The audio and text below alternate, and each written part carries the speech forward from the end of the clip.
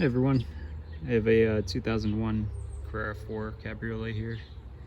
The rear window regulator is bad and it's stuck up on the driver's side. So I'm gonna try to tackle that today. Try to show you the process as best as I can. There's not too many videos of disassembly, so we'll go ahead and get started.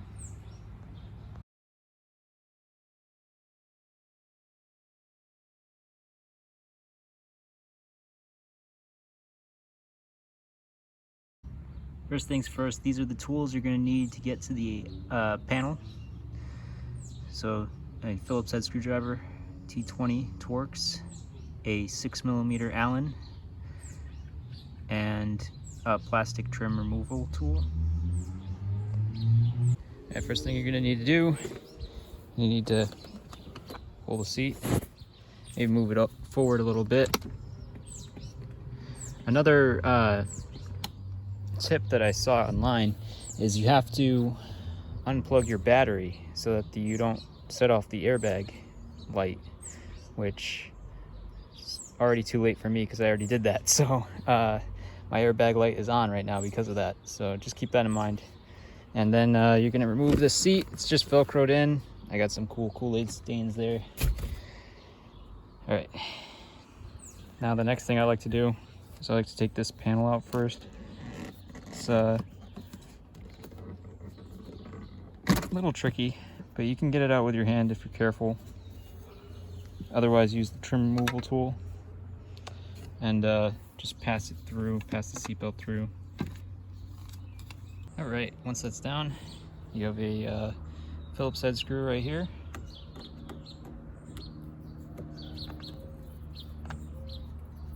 Next up is to get the speaker off. You're gonna have two T20 screws there, and unless you're like me that it's mismatched, I have a Phillips head and a T20. Shouldn't be like that, but it's the joy of older cars, multiple owners. All right, now the speaker should just come off. If it's pressed in there pretty good, just get a trim removal tool, get behind there, and just pry it out. And then I lift it up. I pry it out from the top, and then lift up from. And you just got one wire here. All right, put this in a safe place. Next up, there is a screw right in there.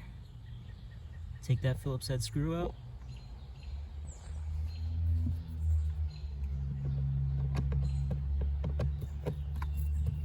Next is take your trim pry bar, and you're gonna get behind this piece and it'll pop right out. Probably not as easy as mine, but you get the idea. Now we just pull down the seat.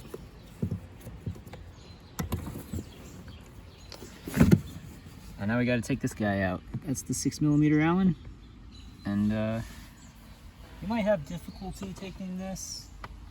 I find that I have to push up on mine, otherwise it just spins freely. I'm not sure if that's common, but something to be aware of. But once you get that off, you'll be able to remove this panel.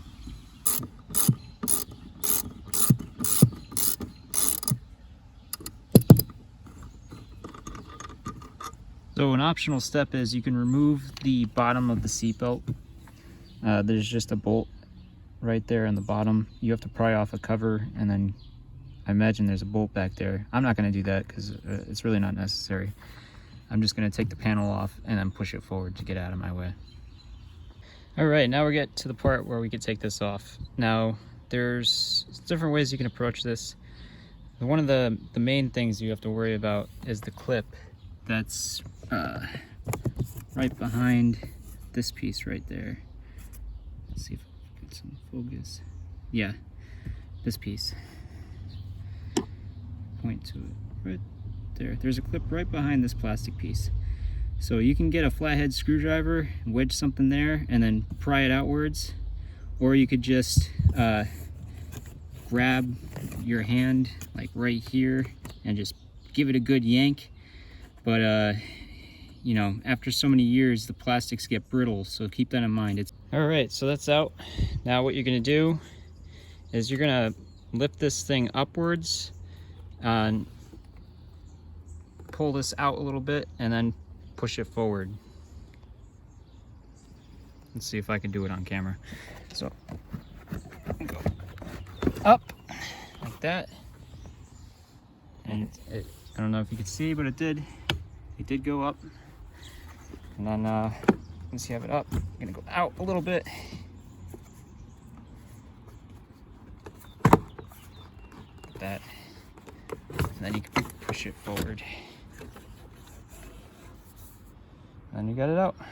I just move this to the front, and then you're good to go. Now another thing to be mindful of, and the reason why we push it up first, is there's a clip down here. Okay, and it comes right out the floor. So don't break that one. Don't break any clips. All right, as you can see, got the panel off. I moved it forward like that. It should be fine. Just be mindful of it so you don't break anything. Now, I believe there's 2 screws on the top, or 2 bolts I should say, that I need to remove. There's one, I believe this is it. That's one of them right there, I believe. And this is the other one. And then I can pull that away and get access to the 2 top bolts on the window regulator. And there's one bolt that's gave a lot of people on the forums problems, but it looks like you pull this grommet out and then you get access to the bottom regulator bolt. So we're gonna try that out and report back. All right, so for this bolt, I need to use a ratcheting wrench because my socket wrench can't get back there. Oh, it looks like this thing. Oh, fun. All right, so I guess I can get on there. It's just slightly off, so be careful not to strip this thing. Mine was already kind of loose. Okay. And here's the other one.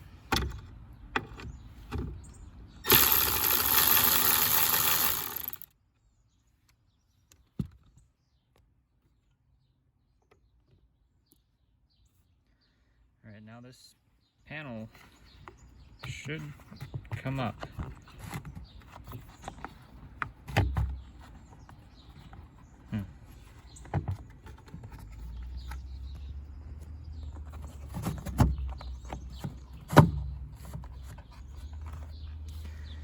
All right, looks like I'm gonna need both hands for this, but I'm sure I can get it out. I might have to lift this thing up a little bit, but looks pretty straightforward. All right, with that piece removed, I now can see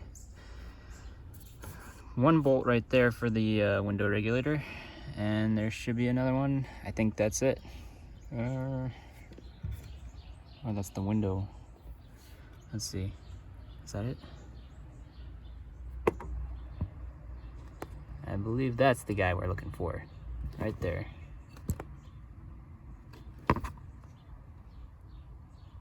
All right, so it looks like it would be very difficult to get there, but I'm just looking at it. Looks like there's a foam piece right here. So if we take this out, let's see if we have access to that bolt. Look at that. All right. So we have access to those 2 top bolts. Now, let's get access to that 3rd bolt. Let's take this grommet off. All right, so I'm having some difficulty getting to that grommet easy, but I found out if you twist this plastic piece, it comes right out. So that'll give us a little extra room to get in there. So let's give it a try. All right, so that grommet's out. Let's see if we can see that bolt. There it is. That's that bolt. So now we got a clear shot to all 3 bolts. All right, so I had some trouble getting that bolt. I found out that you need to put the top into service position in order for this this arm to clear. Otherwise, it's going to be in the way. But now I have a clear shot at it, so I'm going to use my 3/8 was an extension and a long deep socket, and then get that bolt off. Also, be careful not to drop those bolts. I already dropped one of them. I'm gonna have to fish that out later. All right, so this is what I had to do in order to get that bolt out. Just put the top up. This is the service position. Useful tool to have in this situation. Once you get that bolt out, you might find that it's staying on the stud. Get a magnet. Hopefully this works. All right, that worked. So bottom bolt is out. So all 3 bolts are out. All right, so apparently this is a very important step. We're gonna have to remove this whole convertible top side support bracket. So these 2 bolts, this bolt, that bolt, and another useful tip before you remove or shim this piece away, you can mark its location with a Sharpie. I don't know if you can see it here, but I marked it with like a really yellow, dull Sharpie, so it's not that great to see. But get yourself a paint pen and just outline it so that you can put this back into the exact place that it was originally. All right, so I got most of the bolts out. And once you take those 2 bolts out, you can take this metal thing out. The only thing is the last bolt is right here, and it's behind the hydraulic piston. So you don't want to scratch that shaft at all, because then you'll have a leak. So I think it's best to either tape up that shaft and remove this whole piston and this, or just take off the piston itself and not tape it up. But I think it's best to tape it. I don't know where you would place it.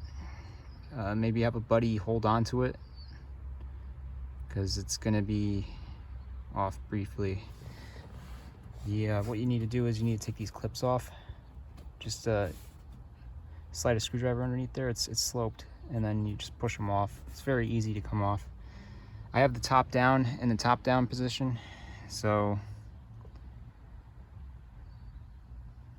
I think it should be easier. But make sure you tape off this sensor too, so that the position is accurate. Take lots of photos, so when you put this cylinder back on, you're in the exact same position, so you don't have to recalibrate.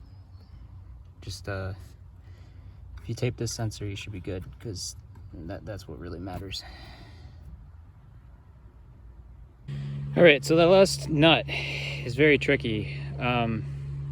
You get an offset wrench, 13 millimeter, and I'll show you how I route it in here. So just go in here, see, turn it, yep, go down. Okay. Just go over. All right, and that's in place. Now, you want to be very careful of that shaft, and it's probably best for you to tape it. I would tape this, honestly, just so that you don't scratch it. All right, so this is what I mean by taping it up. That'll protect the shaft from scratches, hopefully, and just, it's very slow movement, but I'll eventually get it off. All right, now, I got small hands, so I can go in here and grab this. For those that don't have small hands, you're probably gonna have to take this piston off. I don't see any other way around it, fortunately, but I'm gonna try this out and see if I can get this to work for myself, at least. All right, I lifted it up a little bit to clear this thing, and then I wedged it out. All right, so I got this screwdriver wedged in there. It's about 3 centimeters. But it's still being a pain. It's mainly getting caught up on this lip right there. So I think I just have to either get something to pry that way a little bit more, or what, or maybe I just need to move this more. But I'll try again, and we'll see if I get it out. All right, I had success. I have no idea what I did, honestly. I pushed that screwdriver in a little further. I got a big pry bar and pushed that out a little bit, and then I moved this thing over to the right, and I just got a lucky break, I think. I experimented putting this window up and down, but other than that, it's a pain. That's all I can say. So yeah, I'm gonna take this out, and then I'm gonna try to fix it, and then we'll see how fun it is to put it back inside. All right, so I went in here with a pry bar. I pried this out a little bit more, and then we wiggled this thing. There's a bolt down here that gets wedged in this frame piece here too. Oh yeah, yep. So you gotta make sure that that's, you know, aligned right. So and this piece is the problems, trying to get over that. So just make sure that this is wedged over enough for that to clear. And then there's one final thing we have to do, which is we have to disconnect the motor from the connector, the electrical connector. It's at the very bottom, so we'll get to that, get it unplugged, and get this thing out. All right, so I'm gonna disconnect this motor. It's T20. All right, the motor's off. You can see this cable's all kinds of messed up. Now I'm gonna take the window off. It's another, looks like T20s. All right, looks like this is the last one that's holding the window. So we'll get that off and get the glass off. All right, so now that the window's out, I had to fish out that nut that I dropped. So we got our trusty endoscope with a magnet attachment, and we got it. So it's, all right, so I got that stuff off. Now, what's left is this pulley. Now, there's other videos where, you know, they teach you how to do this this cabling and everything. The only thing is, some of the guys on YouTube, they didn't know how to rivet this, so they put a nut and bolt. You can do that, but I also found these at Home Depot. All right, so that didn't really work out, but what I did was I took a bolt and I just hammered the hell out of it in there. I had to put a washer on too, because this bolt head wasn't enough. But put this on the anvil of a vise, just hit it from back here with a punch, and I think it's good. It's still wiggles around a little bit, but honestly I'm sick of it, so I think if this doesn't work, I'll just send this out for a rebuild, but we'll see how it does.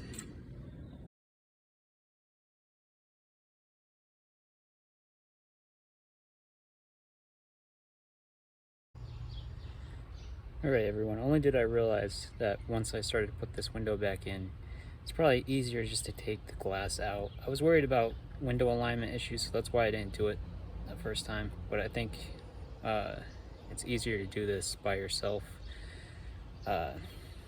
Otherwise, you could probably keep the window on if you have a buddy, but if you're just working by yourself, just take the window out.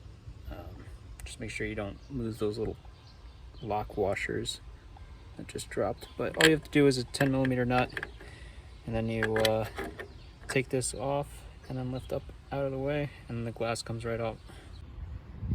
All right, so if you're having trouble getting the window regulator back into the slot, what I found was, if I got it halfway through inside here, and I knew that the window area would clear without the glass installed, I just rolled down the window halfway through so that the window guide would clear all this, and then I was able to put it into place real easy. And then I just rolled the window back up all the way, and now I'm just going to bolt it back up, and I'm going to reinstall the glass after, And then hopefully that should be good.